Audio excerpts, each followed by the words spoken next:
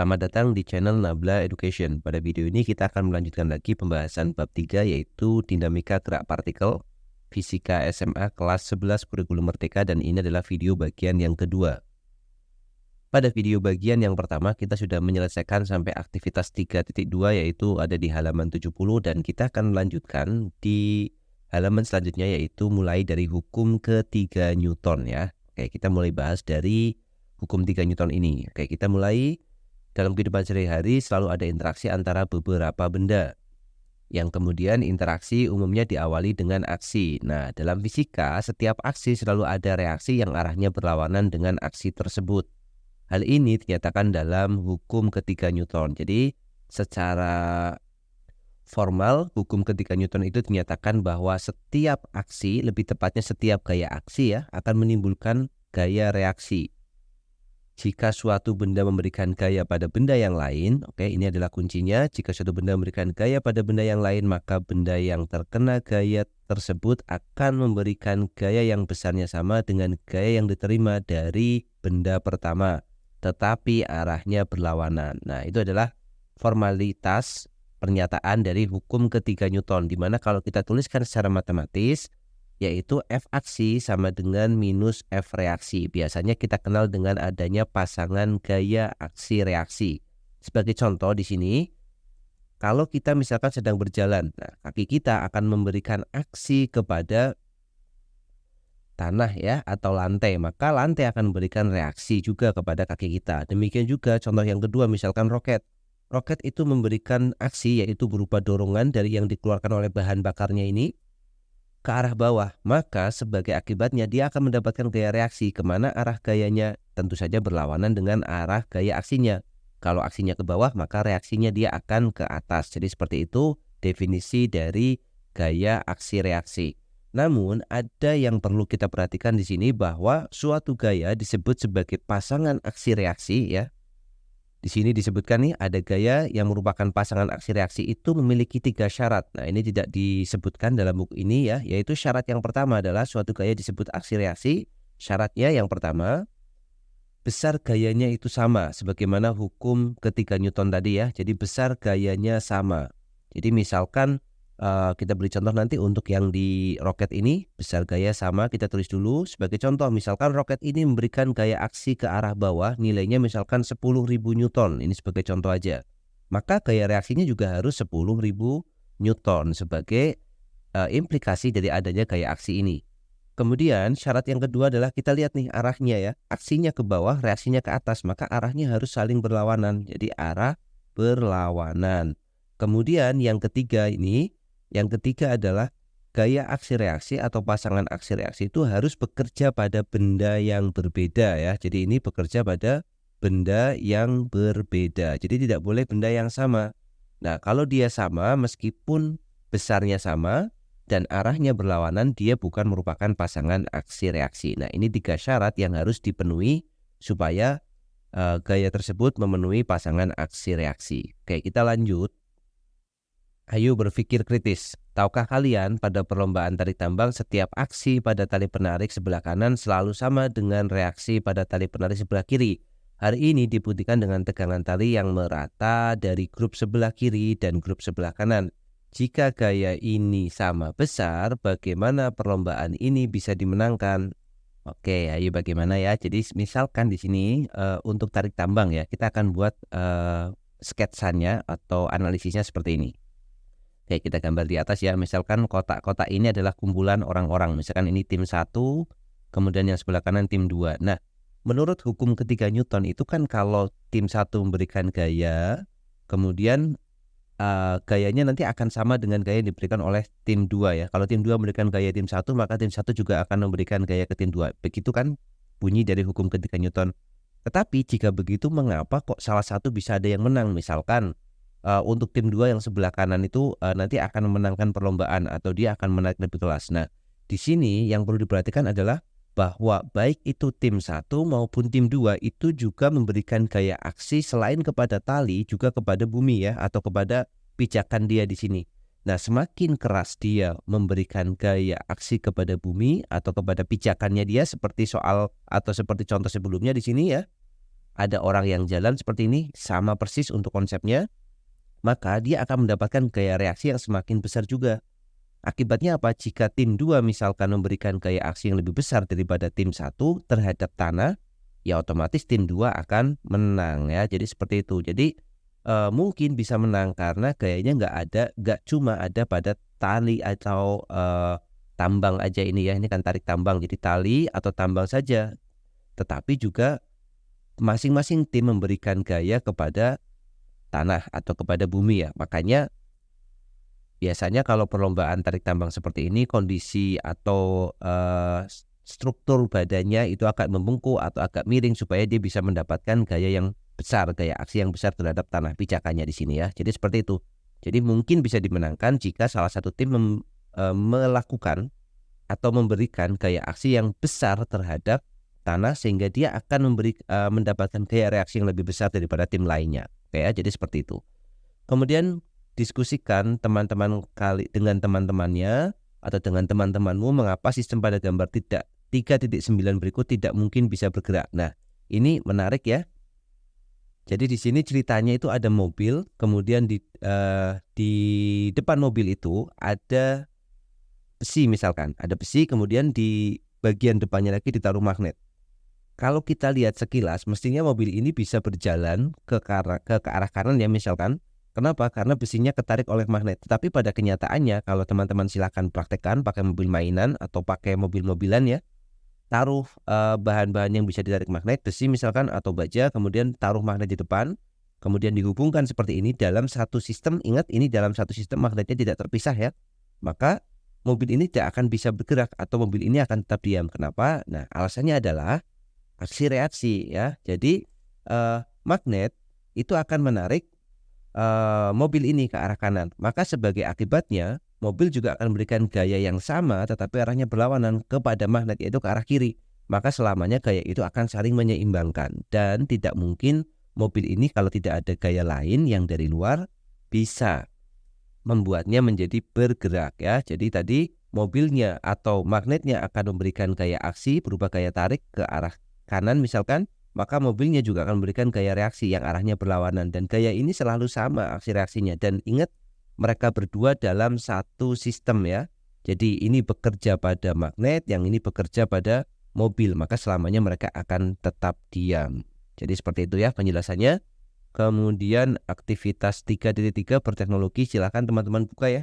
Untuk lab virtualnya menggunakan Pet Colorado dan ikuti aja petunjuk-petunjuk yang ada di sini. Kita tidak akan membahasnya, mungkin beberapa sekolah nanti akan mengambil aktivitas ini dan beberapa mungkin karena keterbatasan komputer atau internet dan sebagainya ini akan dilewati. Kita lanjut dulu ke topik berikutnya. Nah, kita akan masuk ke jenis-jenis gaya atau macam-macam gaya ya. Yang pertama, kita akan mulai dari gaya berat ya.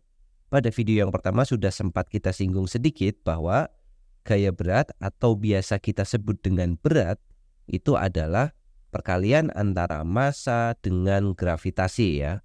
Jadi W atau gaya berat itu adalah perkalian antara massa dengan gravitasi. Arah dari gaya berat itu selalu menuju ke pusat planet, atau misalkan kita di bumi menuju ke pusat bumi. Contoh, misalkan kita punya meja di sini. Kita punya meja, kemudian kita letakkan buku atau kita letakkan box ya di sini. Maka gaya beratnya ke arah mana? Gaya beratnya adalah menuju ke pusat gravitasi, ke bawah. Nah, W-nya akan menuju ke bawah seperti ini. Lalu bagaimana jika dia tidak di meja? Oke, misalkan kita taruh bendanya ada di dinding misalkan ya. Kita buat bendanya menempel di dinding seperti ini. Maka ke arah mana gaya gravitasinya? Apakah ke arah kanan? Oh tidak, gaya gravitasinya tetap mengarah ke arah bawah ya.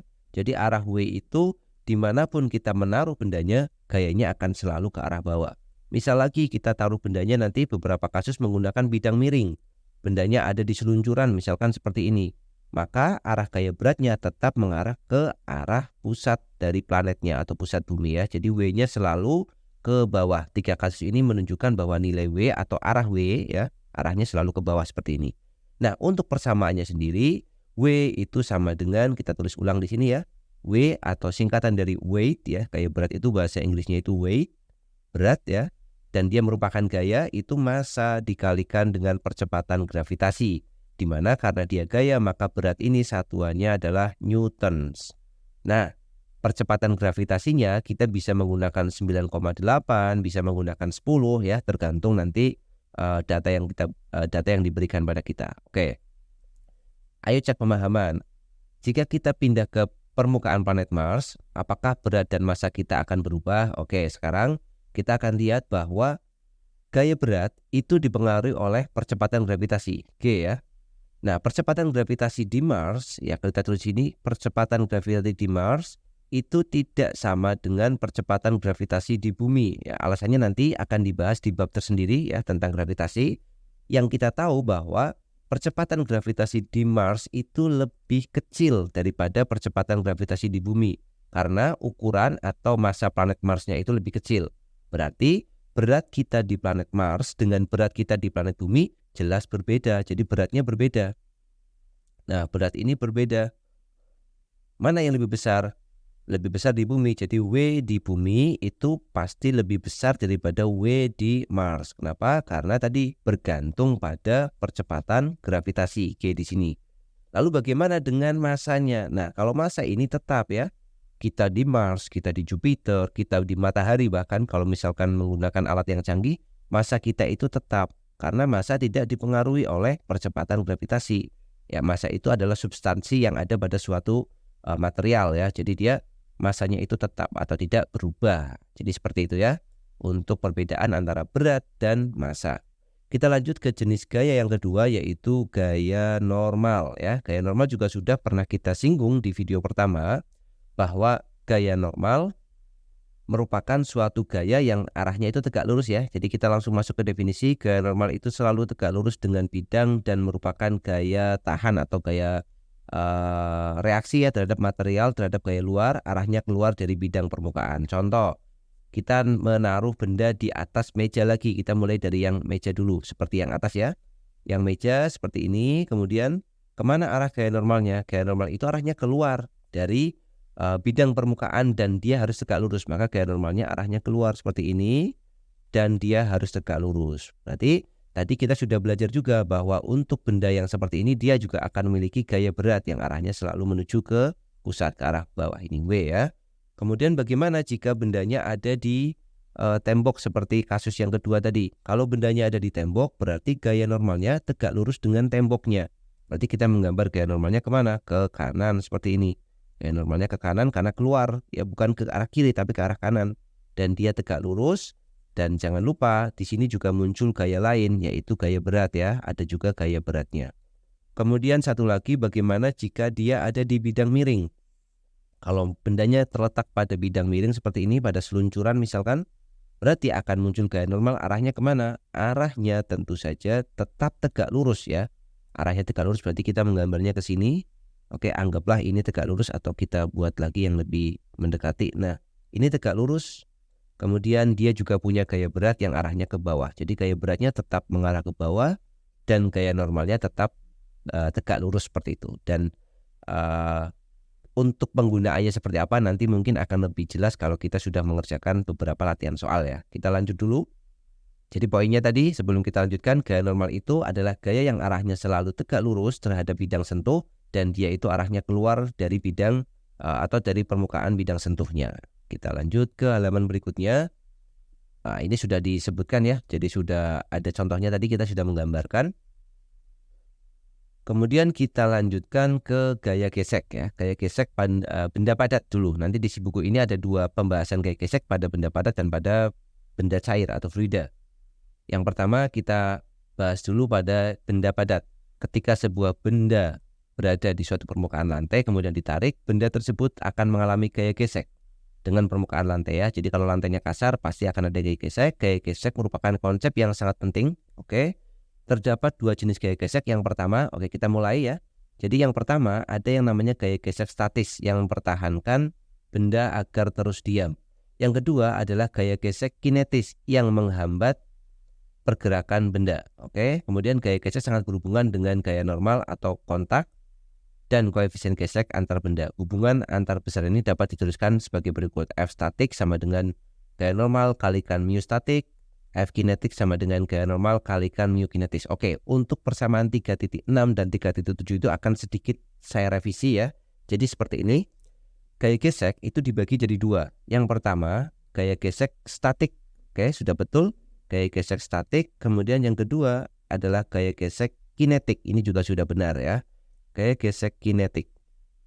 Kemudian yang sedikit kurang tepat menurut saya pada persamaan 3.6 adalah yang mana gaya gesek statik itu tidak memiliki persamaan. Nah, yang ditulis di sini itu apa? Yang ditulis di situ adalah yang merupakan persamaannya koefisien gesek. Ini kita baca mu s, mu statik dikali n.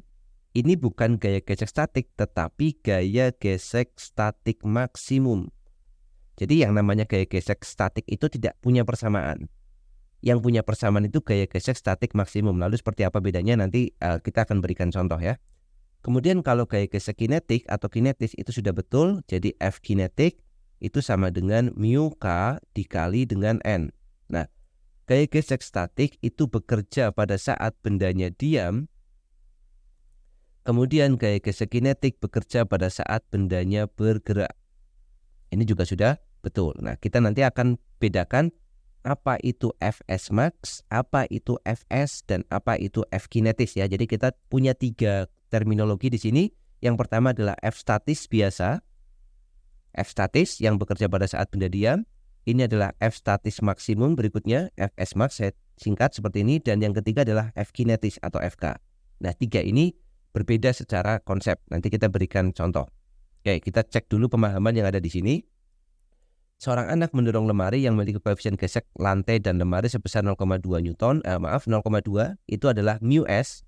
Mu s itu koefisien gesek. Nah, di sini tidak diketahui itu apakah dia kinetis atau statis ya. Kita anggap aja karena dia bergerak atau kita belum tahu ya. Kita belum tahu, maka kita bisa mencari tahunya dengan kita mencari dulu Fs-nya.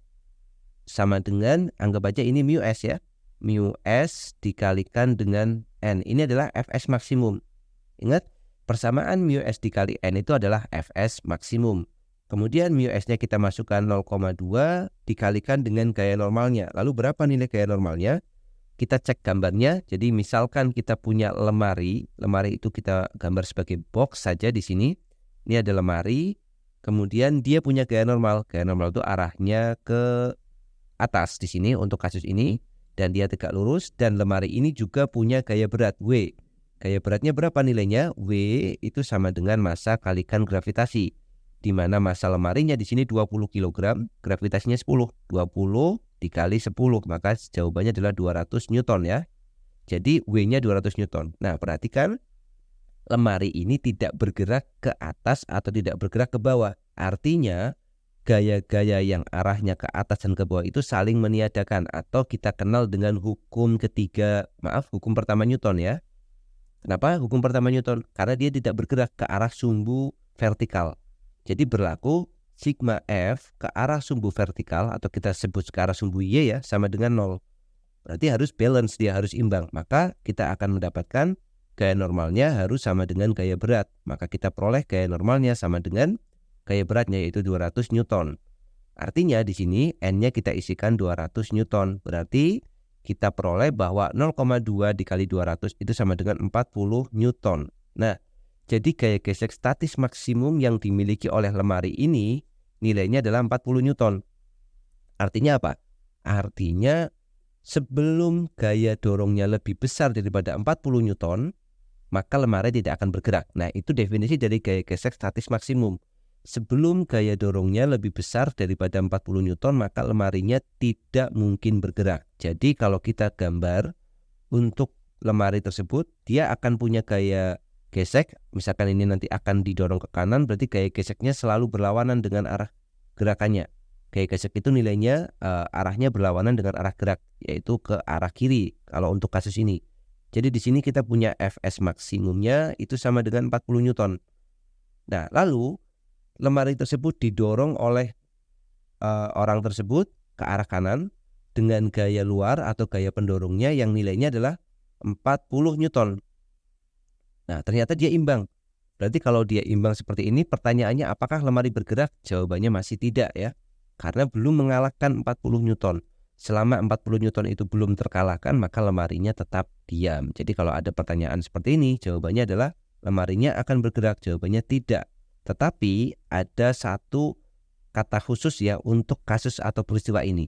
Kalau kita perhatikan, gaya dorongnya itu sama dengan gaya gesek statis maksimumnya. Dalam fisika, kondisi ini disebut sebagai kondisi dikatakan tepat akan bergerak ya. Jadi dia tepat akan bergerak, belum bergerak tetapi tepat akan bergerak. Oke ya, jadi seperti itu. Ini untuk penjelasan dari yang ayo cek pemahaman. Nah sekarang tadi kita akan coba bahas atau bedakan apa itu statis maksimum, atau apa itu FK. Nah kita akan coba mungkin di halaman berikutnya ya. Nah kita akan pakai space ini. Perhatikan di sini misalkan kita punya suatu permukaan, lantai ataupun meja ya. Kemudian kita akan menggambarkan suatu benda atau box di sini, kotak atau balok ya. Kemudian balok ini misalkan dia langsung aja kita kasih berat ya, beratnya misalkan 100 Newton. Maka dia akan punya gaya normal ya, tadi sudah kita bahas untuk mendapatkan hasilnya, gaya normalnya juga pasti 100 Newton ya, kalau tidak ada gaya lain ya di sini. Kemudian dia didorong ke kanan oleh gaya F. Nah, ini didorong ke kanan oleh gaya F, maka dia akan mendapatkan gaya gesek arahnya pasti ke kiri nanti. Nah, kita akan berikan di sini ini F gesek. Kita akan berikan yang namanya mu S dulu. Mu S itu koefisien gesek statis yang nilainya misalkan kita buat 0,4 ya. Kemudian ada mu K. Mu K itu koefisien gesek kinetis pasti lebih kecil daripada mu S. Misalkan kita buat 0,1.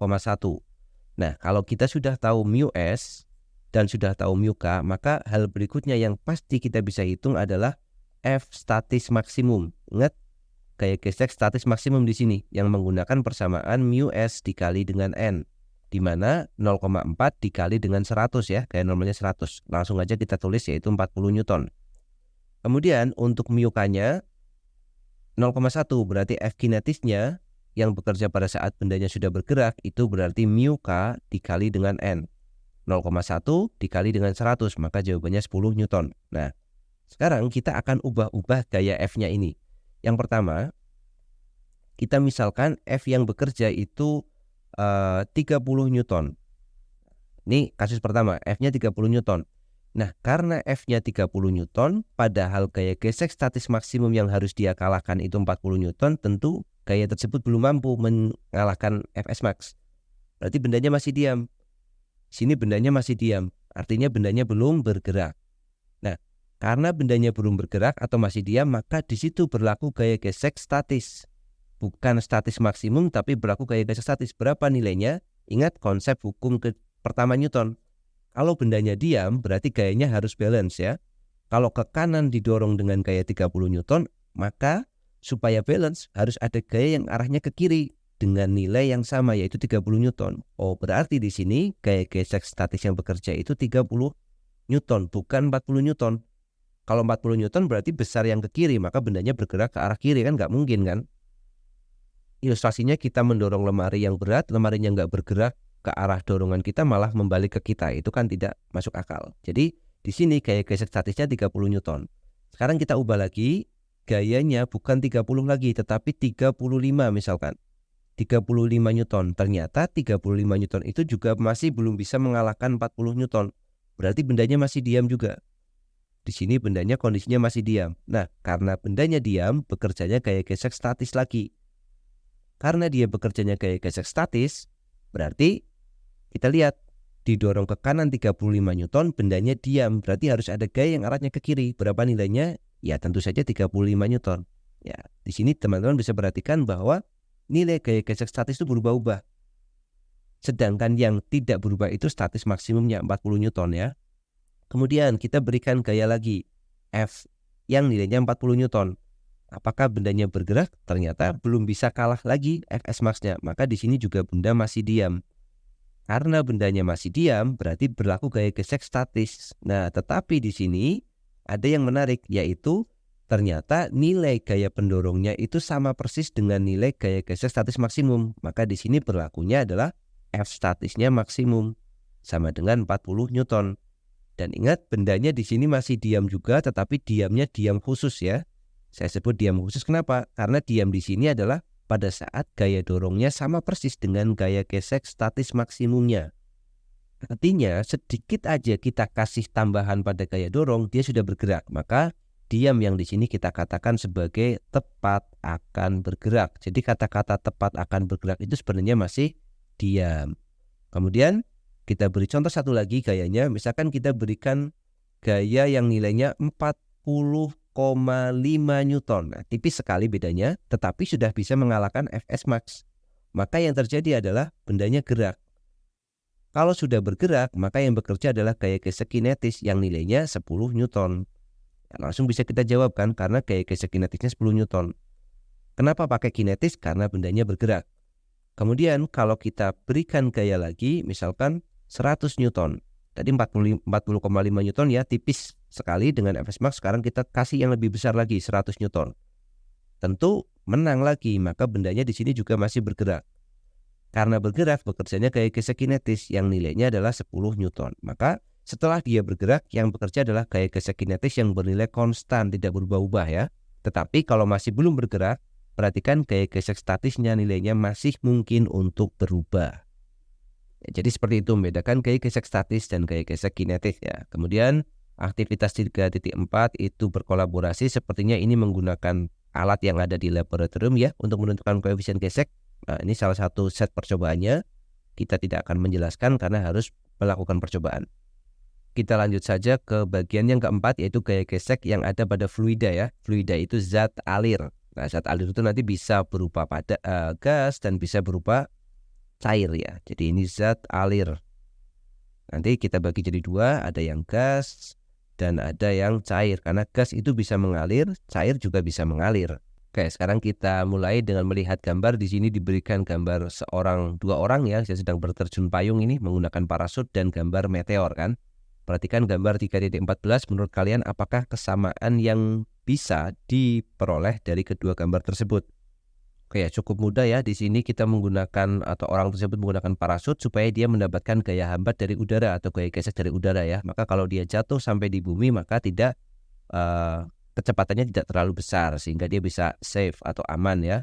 Kemudian meteor kenapa bisa terbakar? Karena di atmosfer kita itu ada udaranya dan udara tersebut pada saat dilewati oleh meteor ya, meteornya akan mengalami atau merasakan gaya hambat dari udara atau gaya gesek dari udara tersebut. Nah, jadi seperti itu ya.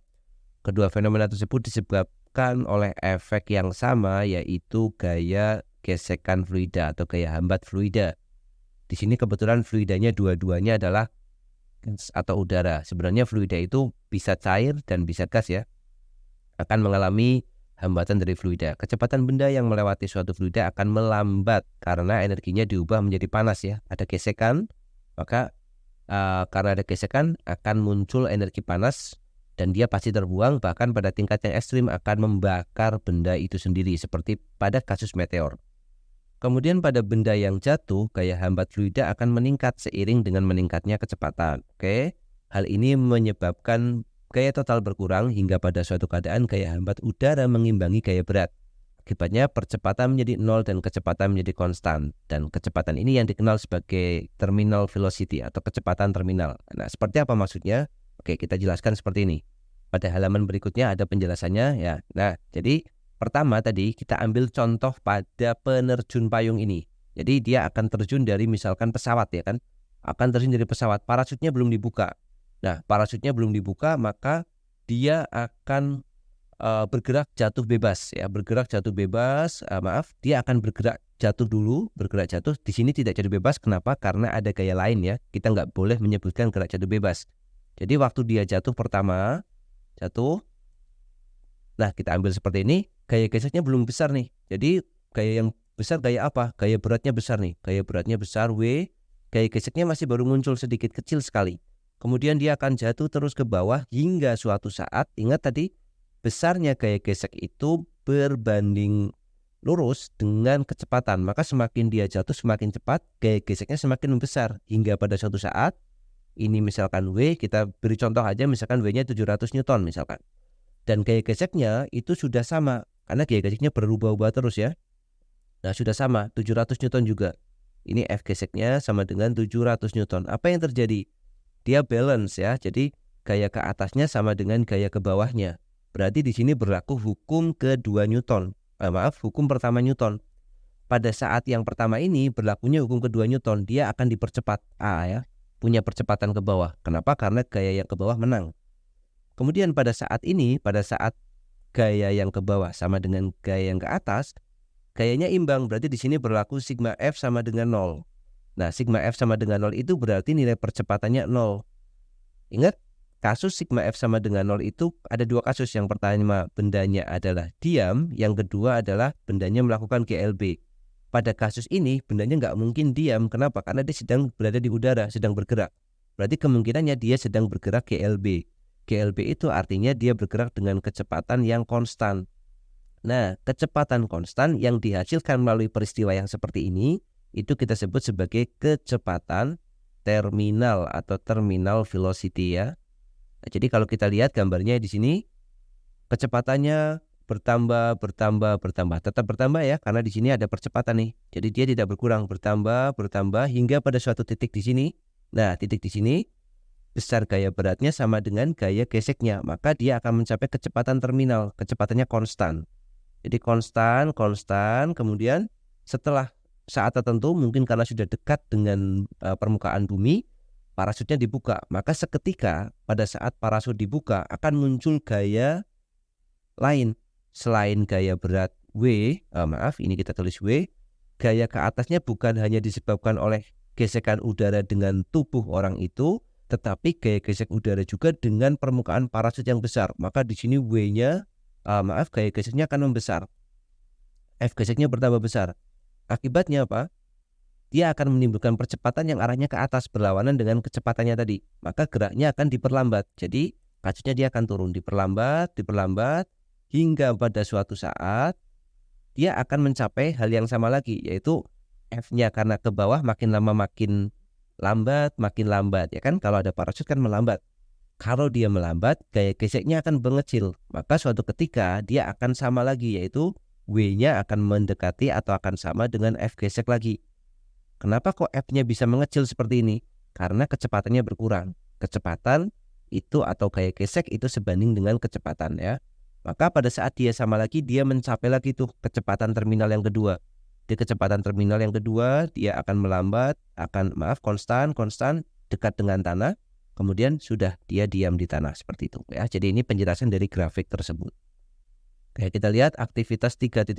Oke, ini juga masih pakai percobaan ya. Kemudian percobaan. Nah, kita lanjut ke gaya sentripetal. Oke, kita mulai. Mobil yang bergerak pada satu tikungan memiliki kecepatan atau kelajuan tertentu sedemikian sehingga mobil akan tetap stabil di lintasannya ya. Ini sering kita lalui, sering kita alami kalau berkendara di tikungan itu kan kita bisa melaju di lintasan yang tetap ya di situ. Apabila terlalu lambat, mobil cenderung akan bergerak ke arah pusat, sedangkan terlalu kencang mobil akan keluar dari lintasan ya. Misalkan pembalap itu kalau dia melambat dia pasti akan cenderung ke sini. Kemudian kalau dia cepat dia akan cenderung kelempar keluar. Nah, jadi seperti itu kan. Nah, kemudian yang mempengaruhi dia cenderung menuju pusat dan keluar pusat itu kita sebut sebagai gaya sentripetal. Ya, jadi gaya sentripetal itu apa? Gaya sentripetal itu gaya yang bekerja pada benda yang bergerak pada lintasan melingkar. Kayak saya gambar lintasan melingkar di sini. Misalkan kita punya sebuah benda, kita anggap aja bendanya lingkaran seperti ini. Dan dia sedang bergerak pada daerah yang melingkar ini, jadi arah pergerakannya itu sepanjang lintasan lingkaran, maka dia akan muncul gaya yang kita sebut sebagai gaya sentripetal. Arahnya menuju ke pusat lingkaran. Ini kita sebut sebagai gaya sentripetal atau kita tulis Fs ya, bukan F statis tapi ini gaya sentripetal atau biar beda FSP gitu ya. Nah, bendanya akan mendapatkan gaya sentripetal yang arahnya selalu menuju ke pusat lingkaran, di mana besar dari gaya sentripetal itu nilainya adalah M dikalikan V kuadrat per R. Nah, kalau misalkan ingat, pada video bagian kinematika kita sudah membahas apa yang disebut sebagai percepatan sentripetal. Yang nilainya V kuadrat per R kan. Percepatan sentripetal itu V kuadrat per R. Nah, maka gaya sentripetal F itu tinggal menggunakan hukum 2 Newton, M kali A.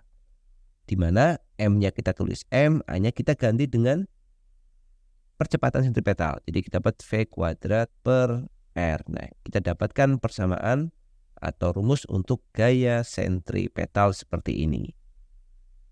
Kalau kita lihat satuannya dalam SI ya, massa itu kilogram, kecepatan itu meter per second, dan jari-jarinya dalam meter ya. Jadi itu persamaan untuk gaya sentripetal, arahnya selalu menuju ke pusat lingkaran. Kita lanjut untuk cek pemahaman. Perhatikan gambar 3.17.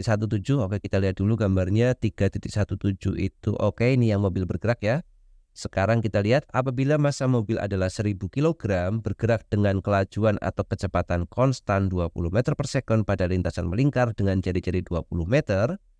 Dengan menganggap mobil tetap berada pada lintasan, tentukan gaya gesek ban dengan jalan. Oke, jadi tadi kita punya mobil yang berada pada lintasan melingkar. Kita gambar seperti ini.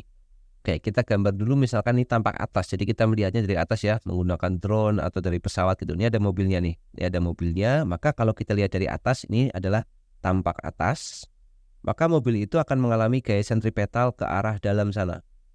Ya, sebagaimana kita bahas tadi, gaya sentripetal arahnya menuju ke pusat lingkaran. Nah, maka gaya sentripetalnya ke arah dalam. Padahal mobil itu harus bergerak pada lintasannya yang tetap ya. Jadi dia tidak masuk ke dalam dan tidak keluar. Maka apa yang terjadi? Maka harus ada gaya yang mengimbanginya dia. Harus ada gaya yang mengimbangi dari mobil tersebut. Sekarang kita akan lihat misalkan mobilnya kita lihat dari depan. Nah, ini mobil yang kita lihat dari tampak depan. Kita gambar di bawahnya aja ya. Nah, ini mobilnya, kemudian kita lihat ini bannya ya. Jadi kita lihatnya dari depan. Ini lampu mobilnya. Nah, ini grillnya misalkan. Nah, ini mobil, maka ke belakang sana mobilnya. Kita lihatnya dari depan seperti ini. Nah, maka apa yang terjadi? Mobil ini akan mendapatkan gaya sentripetal arahnya ke arah kiri sana kan. Kalau kita lihat dari sini berarti arahnya ke arah kiri. Ini adalah gaya sentripetal. Dan ban mobil ini karena menempel di jalan raya, dia akan mendapatkan gaya gesek. Nah, supaya dia tetap ada di lintasannya, maka gaya geseknya harus mengarah ke kanan ya. Total gaya geseknya ada 4 kan harusnya di ban. Tapi kita gambar perwakilan saja. 1 gaya gesek yang arahnya ke kanan, F gesek. Nah, supaya dia tidak maju, tidak ke dalam, dan tidak keluar, berarti yang terjadi adalah gaya sentripetalnya, kita tulis di sebelah kiri, gaya sentripetalnya itu harus imbang dengan gaya geseknya, supaya dia tidak menuju ke dalam dan tidak keluar. Ya, tadi di luar kita ke sana kita punya gaya gesek yang besarnya harus sama, ini F gesek. Sudah, sekarang tinggal kita masukkan. Berarti F sentripetalnya kita masukkan persamaannya mv kuadrat per R itu harus sama dengan gaya geseknya. Pertanyaan soalnya adalah tentukan gaya geseknya. Ya, sama dengan gaya sentripetal, kita tinggal hitung.